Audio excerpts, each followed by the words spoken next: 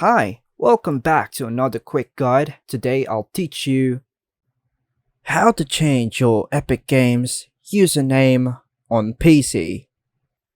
And it's literally an easy process, so make sure to watch until the end of the video to know how it's done.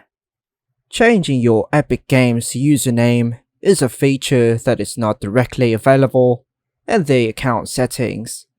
However, Epic Games occasionally offers the ability to change your display name, which is the name shown to others. And here are the general steps. Step 1. Go to the official Epic Games websites. Step 2. Log into the Epic Games account for which you want to change the display name.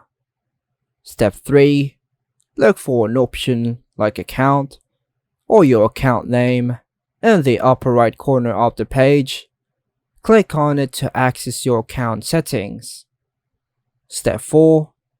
Find the section that allows you to edit your display name. This is the name that will be visible to others in games and on the Epic Games platform. Step 5.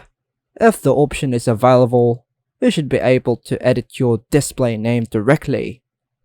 Enter the new name you want to use. Step 6. Save and apply the changes to update your display name. And that's all for now, folks. Hope you like and subscribe. Thank you.